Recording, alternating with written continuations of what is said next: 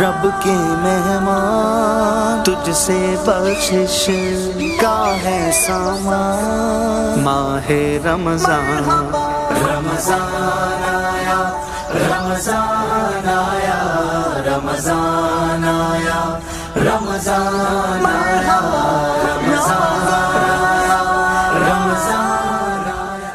خوش آمدید اور ویلکم بیک ہمارے اس بہت ہی لذیذ سیگمنٹ کچن سے. اور کچن میں آپ نے دیکھا کہ کس انداز سے ہماری شیفز نے آج ایک بار پھر کچھ نئی ریسیپیز کے ساتھ کچھ نئے لذیذ کھانوں کے ساتھ آپ سب کی توازو کی ہے. مجھے امید ہے کہ آپ کو ہمارا یہ سیگمنٹ بہت پسند آیا ہوگا. ناظرین کرام، کچن کے بعد جس سیگمنٹ کی آپ کو انتظار رہتا ہے وہ ہے ہمارا رحمت ہے مہمان. اور رحمت ہے مہمان میں ہم آپ کی کوشش کراتے ہیں کہ وطن عزیز کے ان چہروں سے، ان لوگوں سے، ان احباب سے آپ کی ملاقات کرائیں جنہوں نے اپنے کام کے ذریعے، اپنی خدمت کے ذریعے یا اپنے پروفیشن کے ذریعے وطن عزیز کی کسی نہ کسی انداز میں، عوام الناس کی کسی نہ کسی انداز میں خدمت کی ہے. آج ایسے ہی شخصیت، قداور شخصیت ہمارے درمیان موجود ہیں جنہوں نے نہ صرف یہ کہ اپنے شعبے میں گراس روٹ سے نکل کر اپنا ایک منفرد مقام بنایا تعمیراتی شعبے میں، اور ساتھ ہی ساتھ آباد کے فارمر چیئرمین بھی ہیں. آپ چیئرمین ہیں سمسم گروپ بلڈرز اینڈ ڈیولپرز. نام ہی کافی آپ سب جانتے ہیں. محترم جناب آصف سمسم صاحب ہمارے ساتھ آج موجود ہیں. السلام علیکم آصف بھائی. الحمدللہ. آصف بھائی بہت بہت شکریہ. اس پرٹیکولر ٹائم میں ہمیشہ سب سے پہلے شکریہ اس لیے ادا کرتا ہوں کہ عصر اور مغرب کے درمیان کے اس پیریڈ میں مشکل ہوتا ہے کہ آفس سے گھر تک پہنچنا ہی مشکل ہے، تو یہاں پہ آپ ہمارے ساتھ موجود ہیں. تھینک یو سو مچ. بہت شکریہ. بہت شکریہ. جزاک اللہم خیر. اور آج وہی ہمارا فارمیٹ کہ پہلی آغاز ہمارا ہوتا ہے ایک منتخب کلام کے ساتھ، اور ہماری خوش قسمتی کہ آج ہمارے ساتھ وطن عزیز کی ایک بہت ہی خوبصورت آواز شعیب امیر صاحب موجود ہیں، نعت خواں. سر بہت بہت شکریہ ہمارے ساتھ رہنے کے شعیب بھائی. اور میں چاہوں گا کہ آج ایک منتخب کلام کے چند اشعار سے آغاز ہو جائے. سرکار دو عالم کی رخ پر انوار کا عالم کیا ہوگا. سرکار دو عالم کی رخ پر انوار کا عالم کیا ہوگا. زب زلف کا ذکر ہے قرآن میں،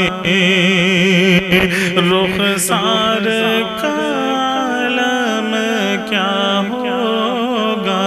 جب زلف کا ذکر ہے قرآن میں، رخسار کا عالم کیا ہوگا.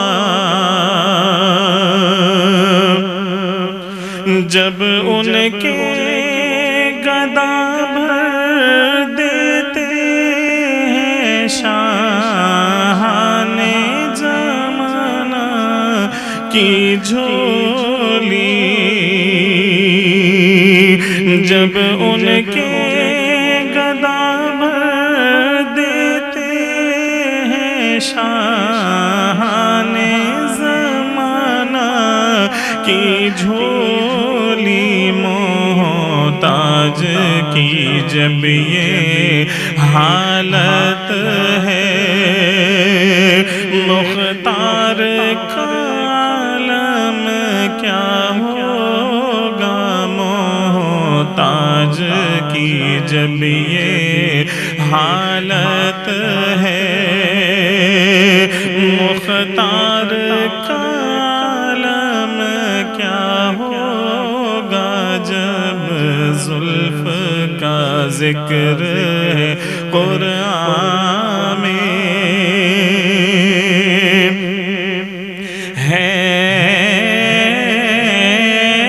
نام میں ان کے اتنا اثر، جی اٹھتے ہیں مردے بھی سن کر.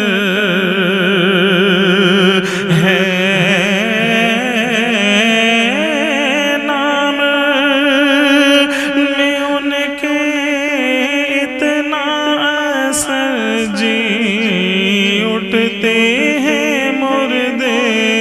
بھی سن کر وہ حال اگر خود ہی پوچھیں، بیمار کا عالم کیا ہوگا وہ حال اگر خود ہی پوچھیں، بیمار کا عالم کیا ہوگا جب زلف کا ذکر ہے قرآن میں، رخسار کا عالم کیا ہوگا سرکار دو عالم کے رخ پر انوار کا عالم کیا ہوگا۔ سبحان اللہ، ماشاء اللہ، بہت بہت شکریہ، بہت بہت شکریہ شعیب امیر صاحب، ایک انتہائی پرنور کلام کے ساتھ آج کی ہماری اس محفل کو معطر کر رہے تھے۔ اور ناظرین کرام، میں نے آپ سے کہا محترم آصف سمسم صاحب آج ہمارے مہمان ہیں، رحمت ہے مہمان کے ہمارے سیگمنٹ میں۔ آصف بھائی، سب سے پہلے ہمارے پروگرام کا سیگمنٹ اور کچھ فارمیٹ اس طرح ہیں گو کہ آپ کی اس آپ بیتی سے اس سے پہلے بھی ہم مستفید ہو چکے ہیں، لیکن یقینی طور پر جوں سوشل میڈیا اور دی میمن ٹی وی آگے بڑھ رہا ہے، کئی ہمارے دیکھنے والے جو ہیں وہ مزید یقینی طور پر نئے دیکھنے والے وہ ضرور سننا چاہیں گے کہ آج کا یہ آصف سمسم جو ہے کامیاب آصف سمسم جو کئی جہتوں کے ساتھ نہ صرف یہ کہ بلڈر اینڈ ڈیولپر بلکہ اور کئی جہتوں میں اپنا ایک منفرد مقام رکھتا ہے اور اپنی ایک منفرد سوچ بھی رکھتا ہے، اس کی اپ برنگنگ کیسے ہوتی ہے اور کیسے مجھے یاد ہے بڑے گراس روٹ لیول سے نکل کے آپ اوپر آئے ہیں، اور یہ ہمارے ان نوجوانوں کے لیے جو ہمارے یہ پروگرام دیکھتے ہیں ان کے لیے بڑا موٹیویٹڈ ہوگا۔ تو میں کہوں گا کہ خاص طور پہ ہماری کمیونٹی کا نوجوان جو ہے وہ ضرور اس سے موٹیویٹ ہوگا کہ ایک گراس روٹ سے نکلا ہوا نوجوان اس بڑے مقام تک پہنچنے کے لیے کن کن اسٹرگل سے اور مراحل سے گزرا ہے۔ بسم اللہ الرحمن الرحیم۔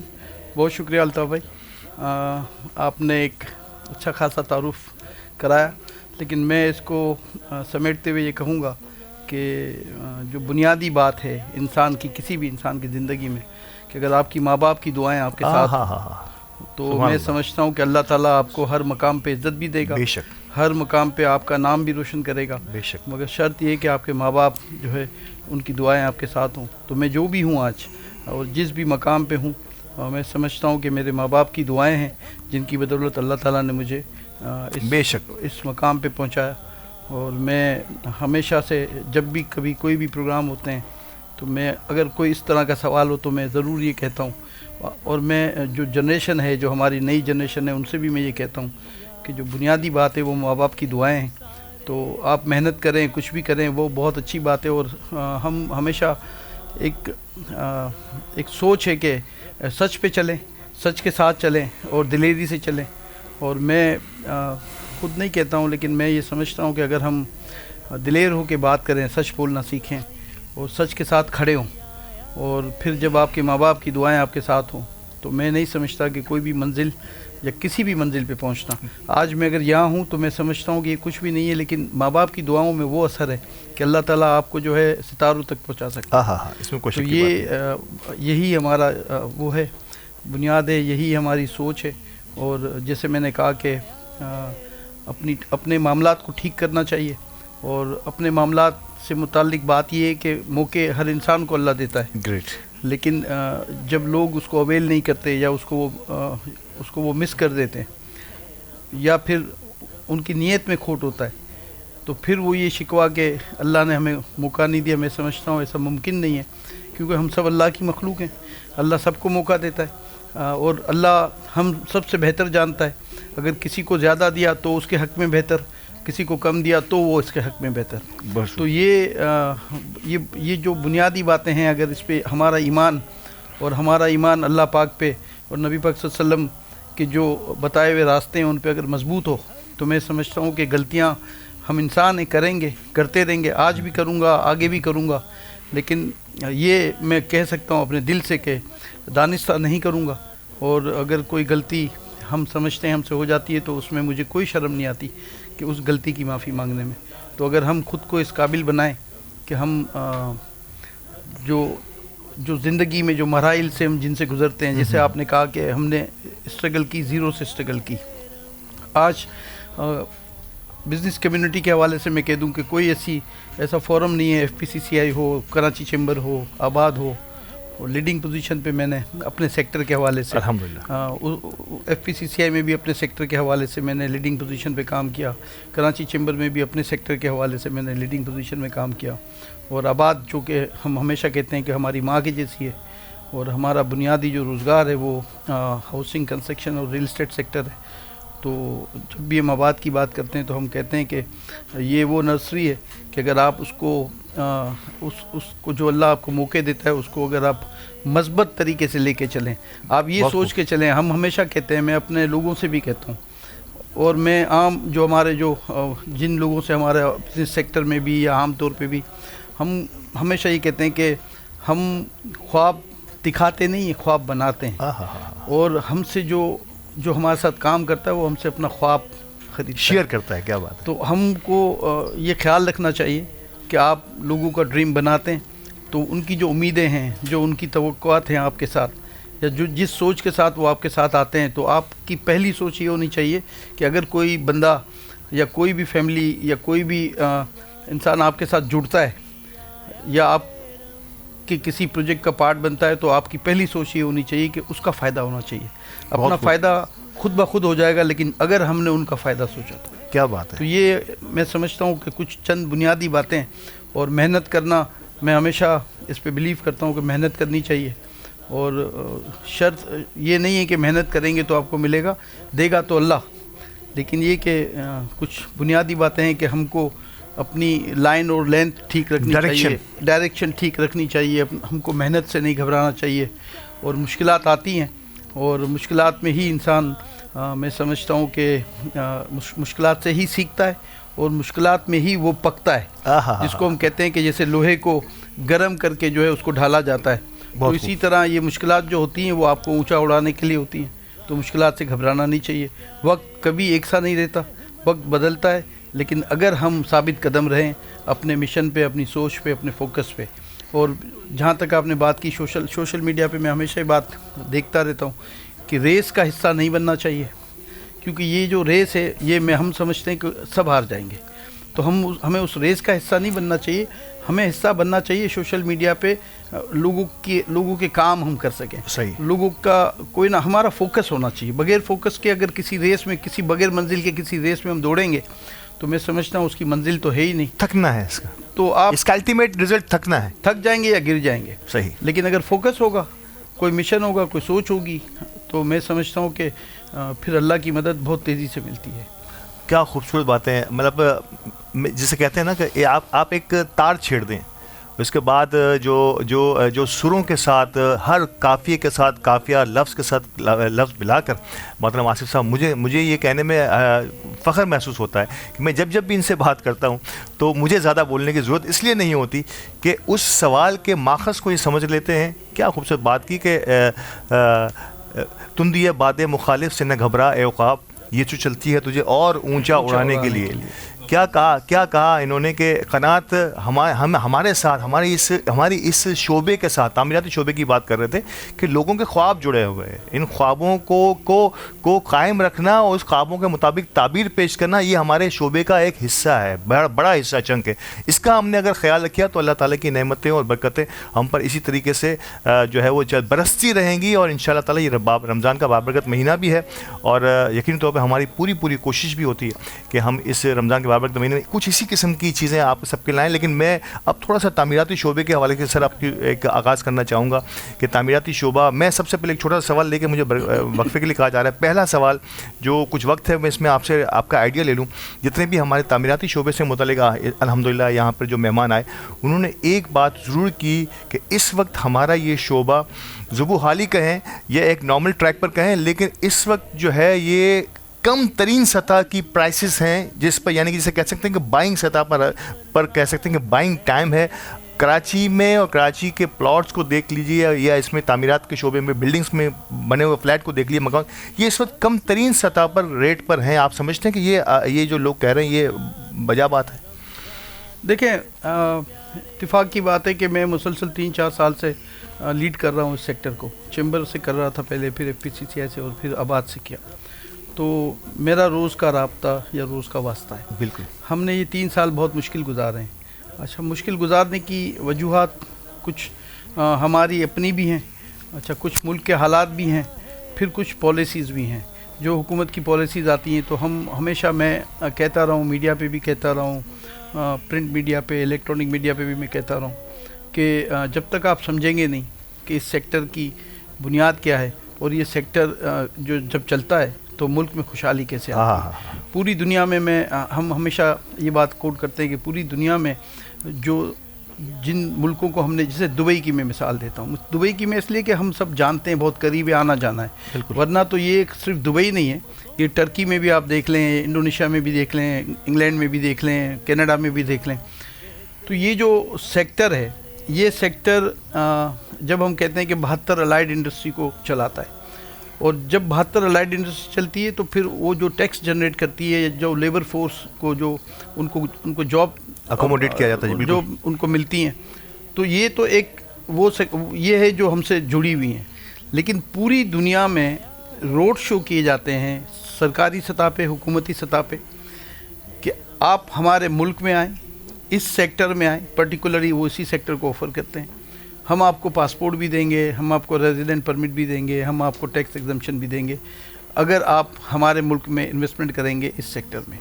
वो सारे वो लोग हैं जिनकी दुनिया भर में R&D सेल हैं, यानी उनको रिसर्च एंड डेवलपमेंट जिसको हम कहते हैं, वो सेल हैं, उनके बड़े बड़े जो थिंक टैंक हैं, वो सारी चीज़ें जो जब पॉलिसी बनाते हैं तो उनको ये नज़र आता है कि ये वाहिद सेक्टर है कि अगर मैं आज ये कहता हूँ, मैं अपने मुल्क की नुमाइंदगी करते हुए आज मैं कहता हूँ दुनिया भर के लोगों को, और कम से कम मैं ओवरसीज़ पाकिस्तानियों को, कि आप आएँ मेरे मुल्क में, इस सेक्टर में इन्वेस्टमेंट करें, हम आपको वन विंडो ऑपरेशन देंगे, हम आपको टैक्स के लिए अच्छा टैक्स पैकेज हम आपको देंगे, हम आपको वो तमाम सहूलियात देंगे, हम आपको लॉ एंड ऑर्डर की आइडियल सिचुएशन देंगे।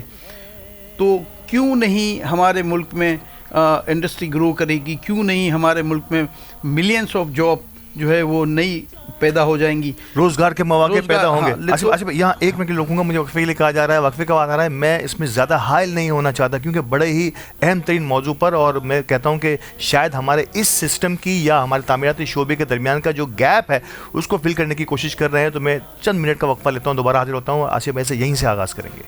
रब के मेहमान तुझसे बख्शिश का है सामान, माहे रमजान, रमजान आया, रमजान आया, रमजान आया, रमजान आया, रमजान आया, रमजान आया।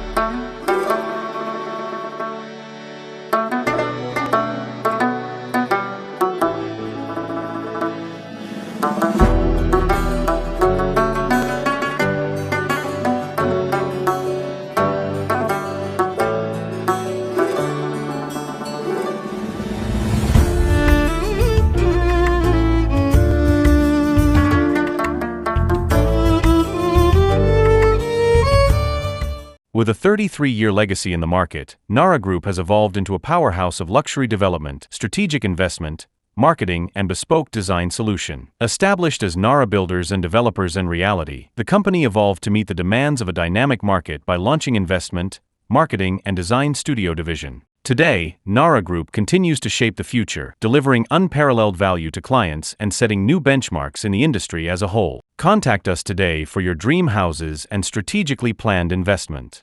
रब के मेहमान तुझसे बख्शिश का है सामान, माहे रमजान, रमजान आया, रमजान आया, रमजान आया, रमजान आया, रमजान आया, रमजान आया।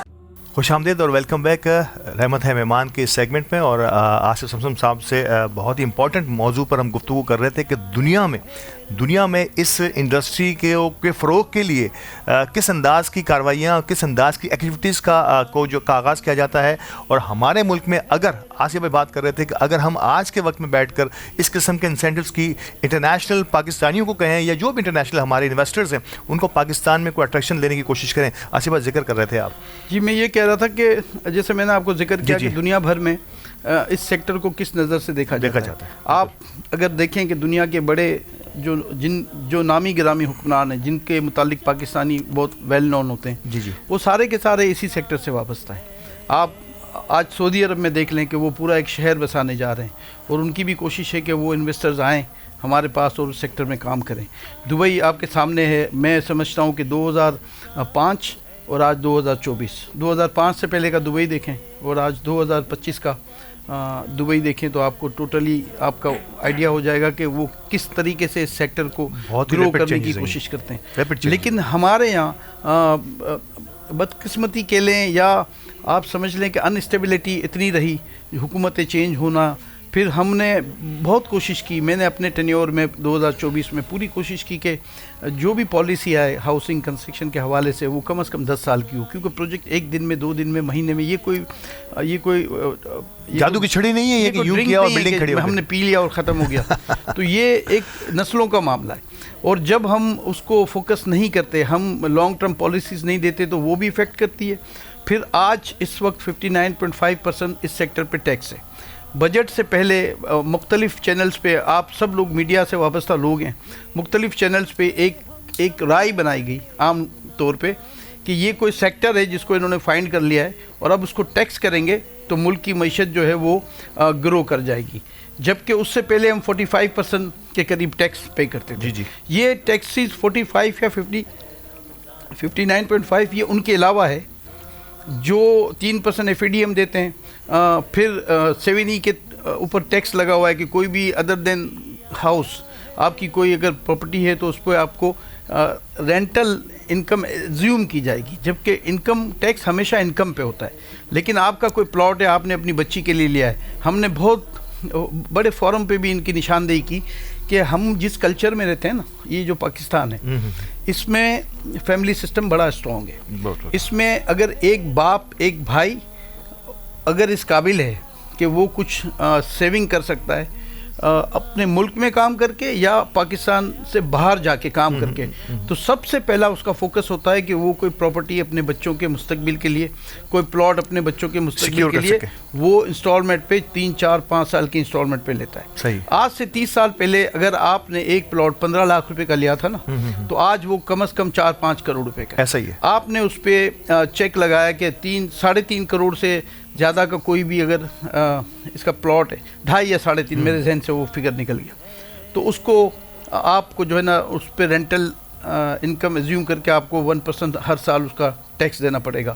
تو میں سمجھتا ہوں کہ یہ چونکہ ہمارے ملک کا کلچر ہے کہ ہم اس قابل ہیں کہ ہم کوئی سیونگ کر سکتے ہیں، کیونکہ اور سوشل سیکیورٹی تو نہیں ہے.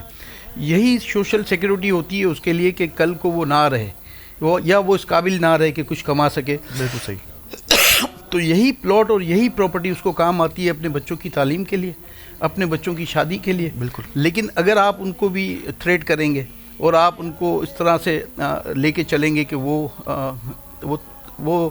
چھوڑ دیں یا وہ ڈر جائیں، تو میں سمجھتا ہوں کہ اس کا نتیجہ یہ نکلا کہ آپ کا اوورسیز پاکستانی، ہم ہمیشہ کہتے ہیں کہ ٹوٹل ریمیٹنس کا 40% کے قریب ہمارے سیکٹر میں آتا ہے. گریٹ. تو آپ کا وہ 40% جو ہمارے سیکٹر میں آتا ہے وہ ڈائیورٹ ہوا پچھلے 2 سالوں میں دوسری کنٹریز کی طرف، اور لوگوں کا رجحان کیونکہ ان کو وہاں پروفیٹیبل لگا اور ان کو لگا کہ وہاں پہ کوئی ٹیکس کا ایشو نہیں ہے یا کوئی تنگ نہیں کرے گا، تو وہ لوگ اس طرف ڈائیورٹ ہو گئے. اس کا نقصان یہ ہوا کہ ہماری ریمیٹنس کم ہو گئی. اصولاً آج اگر ہم فگرز دیکھتے تو ہمیں بتایا جاتا ہے کہ پچھلے سال اتنی تھی آج زیادہ ہو گئی، اصولاً ڈبل ہونی چاہیے تھی، اس لیے کہ ہماری وقت فورس بہت گئی ہے پاکستان سے باہر. بالکل صحیح. لیکن وہ جو انویسٹمنٹ جو سیو کرتا تھا پاکستان میں کسی بھی پراپرٹی میں یا کسی بھی ڈیولپر کے ساتھ یا کہیں بھی، لیکن وہ اب اس سے تائب ہو گیا، اب وہ اس سے ڈر گیا. ایک تو یہ 7E نے نقصان دیا، پھر 59.5 3% FAD اور پھر جو 7-8% اس کی ٹرانسفر سیل پرچیز جب آپ کرنے جاتے ہیں تو اس پہ جو town tax, CVT, advance tax, ان سب کی مد میں جو ایڈجسٹ بھی نہیں ہوتے, جو کہ اصولاً ایڈجسٹ ہونے چاہیے, وہ بھی نہیں ہوتے. ان سب کو لگا کے ناممکن ہے کہ ہم اتنے بھاری ٹیکسز میں اس شہر میں, اس ملک میں کام کر سکیں. ابھی recently chief of army staff, جب میں چیئرمین تھا, سپٹمبر میں کراچی آئے تھے, اور میں خود جب ہمارا ایک تاجروں کے ساتھ انہوں نے ملاقات کی تو مجھے موقع ملا ہمارے سیکٹر کے حوالے سے بات کرنے کا. اور ایز اے چیئرمین جب ہم نے بات کی تو مجھے خوشی اس بات کی تھی کہ انہوں نے بڑی تسلی سے, بڑے تحمل سے ہماری پوری بات سنی, جس میں ہم نے نشاندہی کی کہ بجٹ میں کس طرح میں پیش کیا گیا اور پھر کتنا ہم پہ ٹیکس لگایا گیا. پھر اس کے بعد ہم نے کہا کہ ہم پہ FATF کا ایشو, ہم پہ منی پارکنگ کا ایشو, ہم پہ اینٹی منی لانڈرنگ ایکٹ کا ایشو. تو یہ ساری چیزیں جب اتنا پریشر ہوگا نا تو یہ انویسٹمنٹ جو ہوتی ہے نا وہ ڈر جاتی ہے. بالکل صحیح کہ جب اتنا بھاری ٹیکس ہوگا. اور جب ہم ملے چیف صاحب سے تو انہوں نے بڑے تحمل سے ہماری بات سنی اور انہوں نے خود ہمیں کہا کہ وہ سمجھتے ہیں کہ آپ کی بات بالکل ٹھیک ہے اور ہم اس پہ کام کریں گے. ہم جو ورٹیکل تعمیرات ہیں ان کو جو سہولت ملنی چاہیے, جو ٹیکس کا بوجھ ہے اتنا زیادہ اس کو کم ہونا چاہیے. اس کے علاوہ جو FBR سے ایشو تھے, اس کے علاوہ جو لینڈ گریپنگ کے ایشوز تھے, ان ساری باتوں کو انہوں نے ایڈریس کیا. اور میں سمجھتا ہوں کہ ان کے اس ملنے سے ہمیں حوصلہ بھی ملا ماشاءاللہ.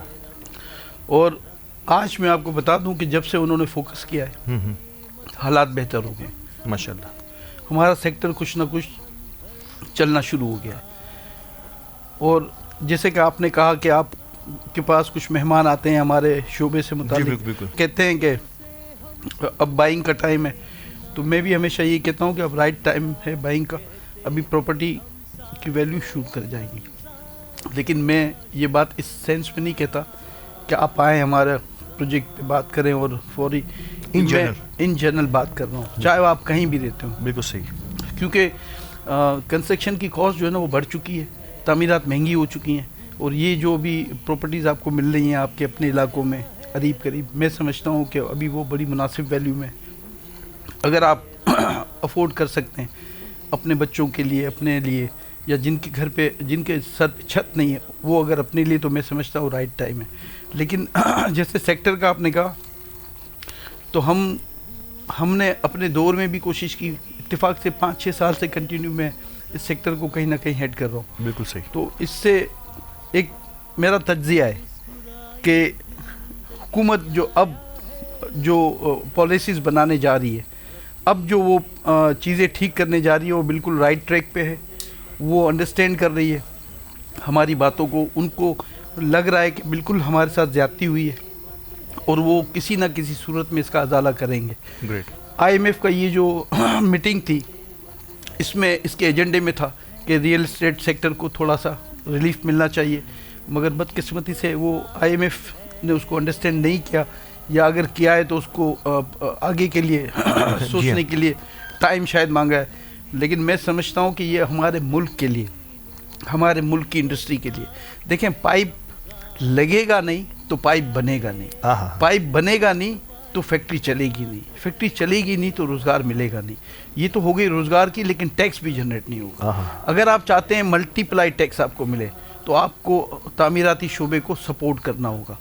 صرف یہ باتوں کی حد تک نہیں ہے, کیونکہ مجھے 30 سال آلموسٹ ہو گئے اس فیلڈ میں, ماشاءاللہ, اور میں نے بہت اچھے برے وقت اس فیلڈ میں دیکھے ہیں. لیکن یہ جو بھی ٹائم گیا, اس 3 سال میں ہم نے کرنسی کی ڈی ویلیوشن کا سب سے بڑا جھٹکا ہمیں سب کو ملا. پھر اس کے بعد مہنگائی اچانک سے 100-200% بڑھی. جو چیزیں 3 سال پہلے کے ریٹ تھے آج بھی آپ دیکھیں تو کوئی کم نہیں ہے, لیکن یہ اللہ کا شکر ہے کہ وہ رک بھی گئی, اور جو ٹارگٹ حکومت نے سیٹ کیا کہ اس کو وہ بتدریج کم کریں گے, وہ کم بھی ہوتی جا رہی ہے. تو ہمیشہ ہمارا یہ ماننا ہے, کیونکہ ہم سیاسی لوگ نہیں ہیں, ہمارا کام پوائنٹ اسکوئرنگ نہیں ہے, ہمارا کام ہے مشکلات بتانا اپنی, اور مشکلات کا حل بھی بتانا. بالکل صحیح. اس کو ماننا نہ ماننا حکومت وقت کا کام ہے. لیکن آج اگر مجھ سے کوئی پوچھے کہ اب حکومت کیا سوچ رہی ہے, تو میں سمجھتا ہوں وہ وہی سوچ رہی ہے جو ہم سوچ رہے ہیں. یہ ضرور ہے کہ IMF کے شرائط کے درمیان رہ کے ان کا جو لون کا جو ایشوز ہوتے ہیں ان کی جو شرائط ہیں اس میں رہ کے حکومت کے لیے وہ چیزیں جو وہ کرنا بھی چاہتی ہے بڑا مشکل ہو جاتا ہے، مشکل ترین ہے ان کے لیے. صحیح. لیکن ہمارے لیے یہ بڑی بات اہمیت کی حامل ہے کہ ان کو ادراک ہے اس بات کا. وہ سمجھتے ہیں کہ یہ چیزیں ہمیں ٹھیک کرنی ہے. FAD کے حوالے سے ہمارا تھا کہ وہ ختم ہو جانی چاہیے کیونکہ 18ویں ترمیم کے بعد فیڈرل گورنمنٹ FAD نہیں لگا سکتی کیونکہ یہ سیکٹر صوبائی سیکٹر ہے. بالکل صحیح. تو اس کو ختم ہونا چاہیے. ہم نے یہ جو 7E کی بات میں نے کی آپ سے, کیونکہ 7E سے میرا سیکٹر متاثر نہیں ہے, عام پاکستانی متاثر ہے, اور عام پاکستانی متاثر ہوگا تو وہ ڈائیورٹ ہو جائے گا. جی ہاں, ڈائیورٹ ہوگا. آپ سوچیں نا کہ میرے ملک میں اگر کوئی انویسٹمنٹ لے کے آتا ہے تو یہ واحد سیکٹر ہے. مثال کے طور پہ میں ایکسپورٹ کرتا ہوں تو ایکسپورٹ میں ڈالر مجھے اس شرط پہ ملتے ہیں جب میں یہاں سے 2 کنٹینر کپڑے کے بھیجتا ہوں. بالکل صحیح. لیکن ہمارے سیکٹر کی خوبی یہ ہے کہ وہ تعمیرات اسی ملک میں ہوتی ہیں, اسی شہر میں ہوتی ہیں, اسی زمین پہ ہوتی ہیں, اور اس میں جو مٹیریل لگتا ہے وہ میرے ملک کا لوکل 80% لوکل مٹیریل یوز ہوتا ہے. بہت خوب. تو اس کو ہم سمجھتے ہیں کہ اگر اس چیز کو سوچا جائے کہ ہم اس سیکٹر کو چلا کے کتنے ملک کی اکنومی جو ہے نا وہ اس سیکٹر پہ چلتی ہے. کیا بات ہے. دبئی آپ کے سامنے مثال ہے. بالکل صحیح. کیونکہ ان کے پاس اور تو کچھ نہیں ہے, یہ جو سیکٹر انہوں نے چلایا, تو ہم کیا نہیں چلا سکتے؟ کیوں نہیں ہم اپنے لوگوں کو, اپنے ملک کے لوگوں کو وہ اپرچونٹی دیں, وہ ان کو سہولیات دیں. دیکھیں پیسہ اگر کمائے گا تو ٹیکس دینے میں کبھی کسی کو بھی کوئی ہار نہیں ہوگی. لیکن یہاں اگر یہ رواج پڑ جائے کہ آپ کمائیں نہ کمائیں, آپ نے پچھلے سال جو دیا تھا اس سے بڑھ کے اگر ٹیکس آپ نے دیا تو آپ شاید ویلڈ ہیں, اگر آپ نے تھوڑا سا بھی کم دیا تو آپ انکوائری اور آڈٹ کا آپ کو سامنا کرنا پڑے گا. تو یہ جو کلچر ہے نا, یہ جو ٹارگٹ پورا کرنے کا کلچر, میں سمجھتا ہوں کہ فری ہینڈ دیں تاجروں کو, فری ہینڈ دیں بزنس کمیونٹی کو, فری ہینڈ دیں ہمارے سیکٹر کو. تو جب ایکٹیویٹی جنریٹ ہوگی تو یہ ایک بہت آسان سی مثال ہے کہ چائنا کا ہم موازنہ اگر ان کی جو پروڈکٹ ہے اس سے کرتے ہیں تو وہ 1 بیچ کے زیادہ نفع نہیں لیتے, وہ 1 لاکھ بیچ کے کم نفع پہ اس سے بھی زیادہ ارن کرتے ہیں. تو ہم کو بھی ایکٹیویٹی اگر بڑھائیں گے, آپ کو ٹیکس بھی ملے گا, آپ کا ملک بھی خوشحال ہوگا, آپ سب سے بڑی بات آپ کی جنریشن کو روزگار بھی ملے گا.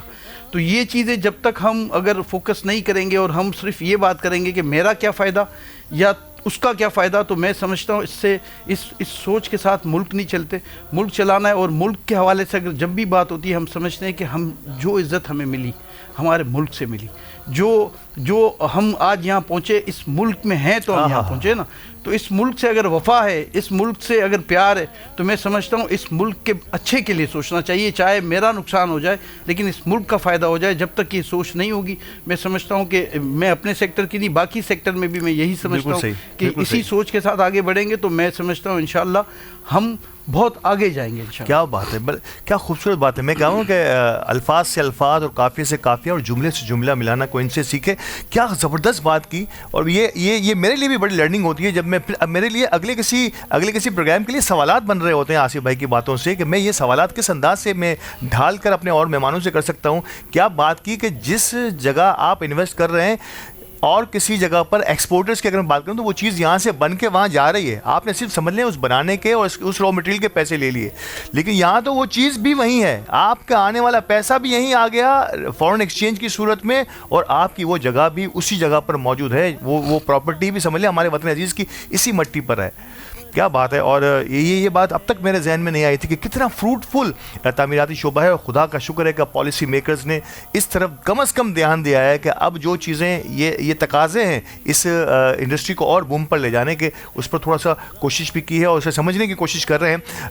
آصف بھائی, کراچی کی بات کروں گا, اور آپ نے کراچی کو جس انداز میں دیکھا ہے, جس انداز سے پرسیو کر رہے ہیں, کیسا دیکھ رہے ہیں, اور مجھے خوشی ہوتی ہے کہ آپ نے کراچی کو اپنا فرزند دینے کی کوشش کی ہے. انشاءاللہ بہت جلد وہ وقت آئے گا کہ مجتبیٰ سمسم جو ہے وہ ہماری اسی نوجوان نسل کی نمائندگی بھی کر رہا ہوگا. حالیہ الیکشن میں الحمدللہ آپ کا یہ بڑاپن کہ جہاں لوگ شجر ممنوعہ سمجھ کر کمیونٹی کے خاص طور پر اگر میمن برادری کی بات کروں انڈیویجول حیثیت میں اس جو ہے وہ اس رنگ میں آنے کی کوشش کریں. آپ نے اپنے بیٹے کو یہ اجازت دی کہ وہ آئے, اور جس انداز میں وہ کراچی کے لیے سوچ رکھتا ہے, میرے خیال سے اس سوچ کا کسی حد تک حصہ جو ہے وہ آپ کے دماغ سے وہاں گیا ہے. میں چاہوں گا کراچی بدتر ترین حالات سے گزر رہا ہے, کیا حل ہے اس کا, اور کراچی والوں کو کیا کرنا چاہیے اس کا؟ دیکھیں, آپ نے بات کی بیٹے کی, میں وہ 5-6 سال پڑھا انگلینڈ میں بالکل. اور بار-8 کیا اس نے, اور مجھے اس فخر ہے, خوشی نہیں ہے, مجھے فخر ہے کہ اس نے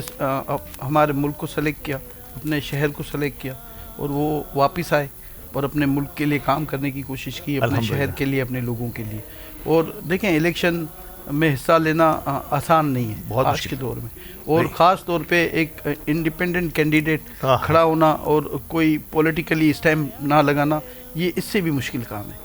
لیکن اس نے یہ مشکل کام کرنے کی ٹھانی, اور میں اس کی ہمت کو داد بھی دیتا ہوں ماشاءاللہ, اور اس نے بہت محنت بھی کی. اور میں سمجھتا ہوں, دیکھیں یہ میں ہمیشہ یہ بات میرا بلیو ہے کہ الیکشن جیت کے تو ایک سیٹ ہی جیتیں گے نا, اور میں انگلی اٹھاؤں کہ میرے ساتھ زیادتی ہوئی, اس کے ساتھ زیادتی ہوئی, بیسیکلی اس کا الیکشن میں حصہ لینا اور اس کا جو جس طرح میسیج چلے, میں نے آپ وٹنس ہیں ساری, آپ میڈیا کی ٹیم وٹنس ہے کہ اس کے جو ویوز آتے تھے اور وہ جو ساری ایکٹیویٹی کرتا تھا وہ کتنی فیمس تھی کہ حامد میر نے اس کو بلایا اور اس کو اپنے پروگرام میں انٹروڈیوس کیا کہ میں ایک ایسے بچے سے آپ کو ملاتا ہوں جو سب سے کم عمر بچہ ہے اور الیکشن کنٹیسٹ کر رہا ہے, اور اپنے علاقے میں اس نے منجھے ہوئے سیاستدانوں کو ٹکر دے کے رکھی ہے. تو یہ ورڈ جو ہے نا, یہ ورڈ ہمارے لیے یہ کافی ہوتے ہیں. وہ کافی کیا ہے کہ یہ ایک میسیج تھا اپنے شہر کے لوگوں کے لیے, اپنے ہمارے بچوں کے لیے, کہ ہم بھی اگر چاہیں تو ہمت کر سکتے ہیں, ہم بھی چاہیں تو ہم اپنے شہر کے لیے سوچ سکتے ہیں. اس کے لیے کسی سیٹ کی ضرورت نہیں ہے آپ کو, اس کے لیے کسی اقتدار میں آنا آپ کے لیے ضروری نہیں ہے, کسی پارٹی کی ضرورت نہیں ہے, کسی پارٹی کی بھی ضرورت نہیں ہے. تو ہم نے یہ بیسیکلی یہ جو یہ سارا جو مہم چلی اور یہ جو ساری کمپین تھی الیکشن کی, یہ بیسیکلی اگر آپ آج بھی اس کو جائیں فیس بک پہ اگر دیکھیں تو یہ بیسیکلی اس شہر کو ایک میسیج تھا کہ پہلی بات تو یہ کہ پاکستان سے وفا یہ ہے کہ بچے سب کو پیارے ہوتے ہیں. ایک باپ کو ایک بچہ جو اتنی محنت کر کے یہاں تک پہنچا ہو, اس نے لاء کی ڈگری لی ہو, پھر بار-8 کیا ہو, اور اس بچے کو اگر یہ اجازت دے تو میں سمجھتا ہوں دنیا کا مشکل ترین کام ہے اس باپ کو فیصلہ کرنا. بالکل صحیح. تو ہم نے اپنے دل پہ پتھر رکھ کے اس لیے فیصلہ کیا کہ ہم اسی شہر میں بڑے ہوئے, اسی شہر میں ہم نے سہولیات بھی دیکھی ہیں, مشکلات بھی دیکھی ہیں. تو ہم سمجھتے ہیں کہ اگر ہم ہمت نہیں کریں گے, یا ہمارے جو نئی جنریشن ہے وہ بیسیکلی وہ پیغام دینا چاہتا ہے نئی جنریشن کو کہ آپ سب کو آگے آنا پڑے گا اپنے شہر کے لیے. کیونکہ جیسے آپ نے کہا کہ کیا حال ہے اس شہر کا, تو میں آپ کو بتا دوں کہ تقریباً 2.5 سال سے زیادہ ہو گیا یونیورسٹی روڈ کی جو حالت ہے, اور مجھے سمجھ میں نہیں آئی یہ بات کہ کس نے یہ ساری چیزیں الاؤ کی کہ آپ نے جیل روڈ سے صفورہ تک, بلکہ ملیر کینٹ تک آپ نے جو ہے اس روڈ کو اکھاڑ دیا. پوری دنیا میں جب بھی ڈیولپمنٹ کا کام ہوتا ہے چھوٹے چھوٹے پاکٹ میں ہوتا ہے. جب وہ ایک پاکٹ تیار ہو جاتا ہے اس وقت اس کا ڈائیورجن ہوتا ہے, پھر آگے جاتا ہے, پھر ڈائیورجن بنتا ہے, پھر پاکٹ جاتا ہے. تو اس سے کیا ہوتا ہے کہ نہ تکلیف ہوتی ہے. آج 15 منٹ کا سفر 1.25 گھنٹے 1.5 گھنٹے میں ہوتا ہے, اور لاکھوں کی تعداد میں پر آور گاڑیاں گزرتی ہیں یونیورسٹی روڈ سے. اگر وہ 1.5 گھنٹے کا فیول صرف آپ کیلکولیٹ کر لیں نا ہر گھنٹے کے بعد 24 گھنٹے میں, تو آپ کو اندازہ ہوگا کہ ہم ہر روز اربوں روپے کا فیول جو ہے وہ جو ہم امپورٹ کرتے ہیں, جس پہ ہم فورن ایکسچینج دیتے ہیں, وہ ہم اس روڈ کے نہ بننے کی وجہ سے ہم پے کر رہے ہیں. تو یہ چیزیں, یہ تو ایک ایگزامپل میں نے اس لیے دی کہ پورا شہر اس وقت اس بات سے تنگ ہے. تو کیوں نہیں, اور ایک جنگلہ بس چلانے کے لیے آپ کو اگر اتنا بڑا کوریڈور لینا تھا تو آپ بس, میں سمجھتا ہوں کہ اور بھی کئی طریقے تھے. ہم کبھی بھی ہماری سوچ کرٹیسائز نہیں ہے, ہماری سوچ یہ ہے کہ ہم اپنے شہر کو کیسے ڈیولپ کر دیں, کیسے آگے بڑھا دیں, کیسے شہر کو جو روشنیوں کا شہر ہے تھا نہیں ہے الحمدللہ. اور میں اس کے لیے ضرور حکومت سندھ کو, میں تمام فورسز کو میں یہ خراج تحسین بھی پیش کروں گا کہ لا اینڈ آرڈر کی جو سچویشن ہے, مجھے یاد ہے کہ آج سے 8-9 سال پہلے آپ کا رمضان میں بھی آپ کا نکلنا مشکل تھا, لیکن انہوں نے بڑی قربانیاں دیں, انہوں نے بڑی محنت کی. لیکن میں سمجھتا ہوں کہ یہ والا حکومت کو توجہ دینی چاہیے, اور جو بھی اس میں رکاوٹیں ہیں, جو بھی مشکلات ہیں, کیونکہ دیکھیں یہ صرف ذہنی ٹارچر نہیں ہے لوگوں کے لیے, یہ وقت کا ضیاع ہماری قوم کا نہیں ہے, یہ آپ کا فورن ایکسچینج بھی ضائع کر رہا ہے. کیونکہ آپ پیٹرول جلا رہے ہیں, 15 منٹ کا سفر 2 گھنٹے 1.5 گھنٹے میں کر رہے ہیں, تو وہ جو پیٹرول ضائع ہو رہا ہے اس کی ہم फॉरेन एक्सचेंज में पेमेंट कर रहे हैं। तो ये इतनी सी बात है, कहने को तो एक इशारा है, लेकिन मैं आपको बताऊं ये यूनिवर्सिटी रोड कराची का दिल है। ये एक समझ लें एक शहर के एक पार्ट का दूसरे शहर के दूसरे पार्ट से कनेक्शन है। तो इसको मैं समझता हूं कि तवज्जो देनी चाहिए हुकूमत को, वो फौरी तौर पे इसको इसमें जो रुकावटें हैं या जो पॉकेट्स हैं, या कम से कम इतना कर दें कि बाकी चीज़ें बढ़ाएं आगे, छोटे छोटे पॉकेट में उसको आगे बढ़ा दें, बाकी ताकि थोड़ा थोड़ा जैसे कंप्लीट होता जा रहा है वो ड्यूरेशन कम करें, लोगों का ट्रेवलिंग ड्यूरेशन कम करें। क्योंकि देखें सब अपने मुश्किलात से आजकल जो हालात हैं मुश्किल में निकलते हैं, आते हैं जाते हैं। तो आप सोचें कि एक बंदे का 2-3-4 घंटे तो वो सिर्फ इसी ट्रैफिक में आने जाने में, ज़हनी आसूदगी खत्म हो जाती है, इसमें टेंशन का शिकार हो जाते हैं। ये चीज़ें मैं समझता हूँ, हम जब कराची की बात करते हैं तो ये चीज़ों से दुख होता है हमें। और मैं समझता हूँ कि कराची के और भी जैसे इश्यूज़ थे, मेयर कराची भी मेहनत कर रहे हैं, काम कर रहे हैं, मगर मैं समझता हूँ कि हंगामी बुनियादों पे इस शहर को देखने की ज़रूरत है। हंगामी बुनियादों पे ये सोच के देखने की ज़रूरत है कि ये पाकिस्तान का दिल है शहर, और ये सबका शहर है। हमने कभी ये नहीं कहा कि हम समझते हैं कि ये वो माँ है जो पाकिस्तान से आने वाले हर फर्द को जो है रोजगार भी देती है, गले भी लगाती है और उसको खाना भी खिलाती है। तो हमें इस शहर के साथ भी वफा करनी चाहिए। बिल्कुल सही है, और क्या खूबसूरत अल्फाज में कि ये माँ की तरह, माँ की सी हैसियत रखता है शहर कराची। न सिर्फ ये कि फंड्स जनरेट करता है हमारे पूरे मुल्क का, कहता है कि 60 से 70% का जो फंड्स जो है वो हम जनरेट करके देते हैं, इसमें कोई शक की बात नहीं है। अगर यहाँ हमें इतने वसाइल हैं तो कराची अब भी देने के लिए तैयार है, लेकिन कराची को हमने क्या दिया? अगर हम एक सड़क, एक शाहरा जो है उसको ही कंप्लीट करने में, इसको मुकम्मल करने में इतना वक्त लगा दें कि अवाम जहनी आसूदगी से दूर हो जाए, तो बराए करम उन अरबाब इख्तियार को जो ये देख रहे हैं, जो ये देखता हो, ये होता हुआ देख भी नहीं सकते अवाम, तो प्लीज़ अब हमको थोड़ा सा आगे बढ़कर कराची के उन मसाइल को देखना होगा और अपने आगे बढ़ना होगा। क्विकली मैं आसिफ भाई से, हमेशा हमारी सरपरस्ती फरमाई है और हमेशा हमें फ्रंट लाइन पर आकर दी मेमन टीवी को आपने हमेशा सपोर्ट किया। आसिफ भाई, अली गोडल की सारी कारगुजारी जो है वो फ्रॉम डे फर्स्ट आपके सामने है। कैसे देखते हैं मेमन टीवी अली गोडल की इस जर्नी को, और आगे क्या फोर्सी कर रहे हैं? देखिए, मैं अली गोडल के लिए हमेशा जब भी बात होती है मैं इख्तिताम में ज़रूर कहता हूँ कि ये सब बच्चों के लिए मिसाल है। अल्हम्दुलिल्लाह, एक मोबाइल से शुरू होने वाला आज इस पोजीशन पे है, कोई फंडिंग नहीं है, कोई बहुत बड़े रिसोर्सेज नहीं है, कोई पॉलिटिकल असाइनमेंट नहीं है, कोई और सबसे बड़ी बात ये कि जब ये शुरू हुआ था तो मैंने अली को यही कहा था कि ये जो चैनल है आपने रखा है मेमन टीवी, ठीक है, अच्छी बात है, लेकिन हमारा फोकस हमारे शहर के लोगों का होना चाहिए, एक बात।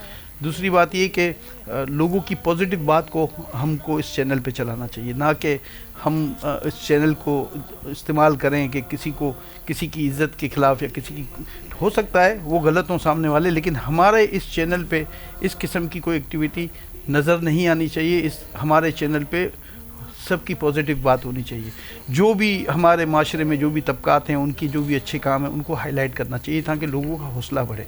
हमारा काम मायूसी फैलाना नहीं है, हमारा काम, वैसे ही लोग डिप्रेस हैं और डिप्रेशन से अगर बचाना है तो आप अच्छी एक्टिविटी या अच्छी आपकी जो आप काम करते हैं, आपकी कम्युनिटी के लोग इतना अच्छा काम करते हैं शहर में, आपकी कम्युनिटी के अलावा जो भी लोग हैं वो जो काम करते हैं, अच्छा काम करते हैं, तो इस चैनल का मकसद होना चाहिए कि हम उन कामों को हाईलाइट करें और अपने आने वाले बच्चों को, जब हम बच्चों की बात करते हैं तो उनका कोई अगर स्पेशलिटी है, उनकी कोई अचीवमेंट है तो उसको हमें हाईलाइट करना चाहिए। बिल्कुल सही। और ये इंशाल्लाह मैं समझता हूँ कि अली आज भी इस पे कायम है और इंशाल्लाह आगे भी इस पे कायम रहेगा, और मेमन टीवी आज जिस मकाम पे इससे बहुत आगे जाएगा इंशाल्लाह। बहुत बहुत शुक्रिया, बहुत बहुत शुक्रिया। ऐसे हौसला अफजा रिमार्क्स, अफजा अल्फाज जो हैं हमें और मोटिवेट करते हैं। हम पूरी कोशिश करेंगे कि ना सिर्फ मेमन बरादरी बल्कि वतन अजीज़, बल्कि शहर कराची, बिज़नेस कम्युनिटी और वतन अजीज़ की खिदमत में जो भी हमसे हो सका इंशाल्लाह वो हम पूरा करने की कोशिश करेंगे। नाज़रीन कराम, यहाँ पे हमारे इस रहमत मेहमान सेगमेंट और आज की इस ट्रांसमिशन के अख्ताम का वक्त हुआ जाता है, लेकिन यकीनी तौर पर अख्ताम में खुश अलहान और इंतहाई ईमान अफरोज़ नात के साथ होगा। तो मैं चाहूँगा कि खूबसूरत कलाम हो जाए मोहतरम शुएब अमीर साहब के ज़बान से। हम मदीने से अल्लाह क्यों आ गए, क़ल्बे हैरां की तस्कीन वहीं रह गई। رہ گیا جاں وہی رہ گئی ہم اسی در پہ اپنی جبی رہ گئی دل وہی رہ گیا جاں وہی رہ گئی ہم اسی در پہ اپنی جبی رہ گئی اللہ اللہ وہاں کا درود و سلام اللہ اللہ وہاں کا سجود و قیام اللہ اللہ وہاں کا درود و سلام اللہ اللہ وہاں کا سجود و قیام اللہ اللہ وہاں کا وہ کیف دوام و صلاۃ سکون آفری رہ گئی دل وہی رہ گیا جاں وہی رہ گئی ہم اسی در پہ اپنی جبی رہ گئی یاد آتے ہیں ہم کو وہ شام و سحر وہ سکون دل و جان و روح و نظر یاد آتے ہیں ہم کو وہ شام و سحر وہ سکون دل و جان و روح و نظر یہ انہیں کا کرم ہے انہیں کی عطا ایک کیفیت دل نشیں رہ گئی پڑھ کے نصر من اللہ فتح قریب جب ہوئے ہم رواں سوئے کوئے حبیب پڑھ کے نصر من اللہ فتح قریب جب ہوئے ہم رواں سوئے کوئے حبیب رحمتیں برکتیں ساتھ چلنے لگی بے بسی زندگی کی یہیں رہ گئی رحمتیں برکتیں ساتھ چلنے لگی بے بسی زندگی کی یہیں رہ گئی زندگانی وہیں کا کاش ہوتی بسر، کاش بہزاد آتے نہ ہم لوٹ کر، زندگانی وہی کاش ہوتی بسر، کاش بہزاد آتے نہ ہم لوٹ کر، اور پوری ہوئی ہر تمنا، مگر یہ تمنائے قلب حزین رہ گئی، دل وہیں رہ گیا، جاں وہیں رہ گئی، ہم اسی در پہ اپنی جبیں رہ گئی۔ پھر مسکرائی زندگی، آیا ہے رمضان، رب کی نعمت ہے رمضان، رب کی نعمت ہے رمضان، رمضان رمضان، رب کی نعمت ہے رمضان، رمضان رمضان، رب کی نعمت ہے رمضان۔